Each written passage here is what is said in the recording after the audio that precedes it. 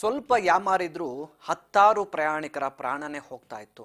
ಡ್ರೈವರ್ಗೆ ಫಿಟ್ಸ್ ಬಂದ ಹಿನ್ನೆಲೆ ಕೆಎಸ್ಆರ್ಟಿಸಿ ಬಸ್ನಿಂದ ಸರಣಿ ಅಪಘಾತ ಸಂಭವಿಸಿದೆ. ಈ ಅಪಘಾತ ನೋಡುಗರನ್ನ ಬೆಚ್ಚಿ ಬೀಳಿಸುವಂತೆ ಮಾಡಿದೆ. ಈ ಬಸ್ ಆಕ್ಸಿಡೆಂಟ್ ದೃಶ್ಯಗಳು ಕೂಡ ಸಿಸಿಟಿವಿಯ ವಿಡಿಯೋದಲ್ಲಿ ಸೆರೆಯಾಗಿವೆ.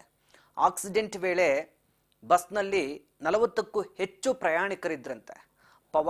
ಪಾವಗಡ ಟು ಬೆಂಗಳೂರು ಸಂಚಾರ ಮಾಡ್ತಾ ಇದ್ದಂಥ ಬಸ್ ಇದಾಗಿತ್ತು.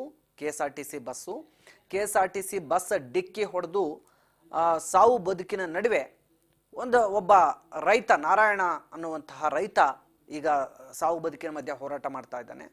ಸದ್ಯ ವಿಕ್ಟೋರಿಯಾ ಆಸ್ಪತ್ರೆಯ ಐಸಿಯುನಲ್ಲಿ ರೈತ ನಾರಾಯಣನಿಗೆ ಚಿಕಿತ್ಸೆಯನ್ನು ಕೊಡಿಸಲಾಗ್ತಾ ಇದೆ. ತಲೆಗೆ ತೀವ್ರವಾಗಿ ಗಾಯಗೊಂಡಿರುವ ವ್ಯಕ್ತಿ ನಾರಾಯಣ ಅಂತ ಹೇಳಿ ಗುರುತಿಸಲಾಗಿದೆ.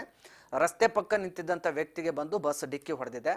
ಒಂದು ಗೂಡ್ಸ್ ಆಟೋ ಮತ್ತು ಬೈಕ್ಗೆ ಡಿಕ್ಕಿ ಹೊಡೆದಿದೆ ಕೆಎಸ್ಆರ್ಟಿಸಿ ಬಸ್. ಡಿಸೆಂಬರ್ 25 ಬುಧವಾರ ಮಧ್ಯಾಹ್ನ 3 ಗಂಟೆ ಸುಮಾರಿಗೆ ಈ ಘಟನೆ ನಡೆದಿದೆ ಅನ್ನುವಂಥ ಮಾಹಿತಿ ಲಭ್ಯವಾಗಿದೆ.